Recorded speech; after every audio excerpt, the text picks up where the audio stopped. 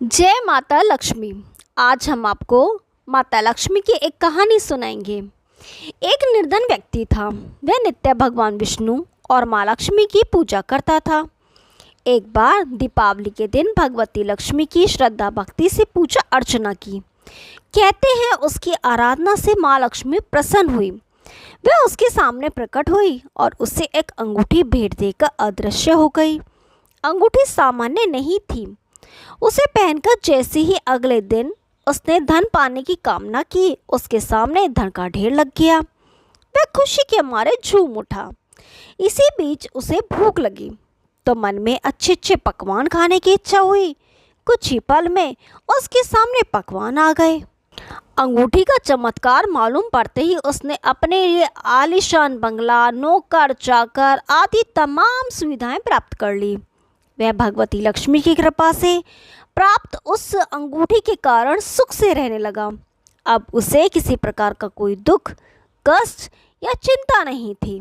नगर में उसका बहुत नाम हो गया। एक दिन उस नगर में जोरदार तूफान के साथ बारिश होने लगी।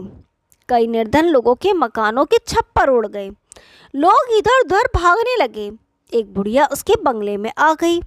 उसे देख वह व्यक्ति गरज कर बोला, ए बुढ़िया, कहाँ चली आ रही है बिना पूछे? बुढ़िया ने कहा, कुछ देर के लिए तुम्हारे यहाँ रहना चाहती हूँ। लेकिन उसने उसे बुरी तरह डांट डपट दिया। उस बुढ़िया ने कहा, मेरा कोई आसरा नहीं है, इतनी तेज बारिश में कहाँ जाऊँगी? थोड़ी देर की ही तो बात है। लेकिन उसकी किसी भी बात का असर उस व्यक्ति पर नहीं पड़ा। जैसे ही सेवकों ने उसे द्वार से बाहर किया, वैसे ही जोरदार बिजली कौंधी। देखते ही देखते उस व्यक्ति का मकान जलकर खाक हो गया। उसके हाथों की अंगूठी भी गायब हो गई। सारा वैभव पल भर में राख के ढेर में बदल गया।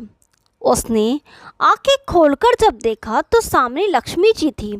जो बुढ़िया कुछ देर पहले उसके सामने दीनहीन होकर गिड़गिड़ा रही थी, वही अब लक्ष्मी जी के रूप में उसके सामने मंद मंद मुस्कुरा रही थी।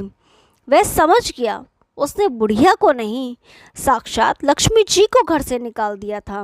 वह भगवती के चरणों में गिर पड़ा। देवी बोली, तुम इस योग्य नहीं हो।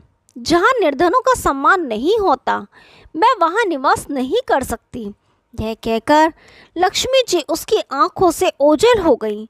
जय माँ लक्ष्मी।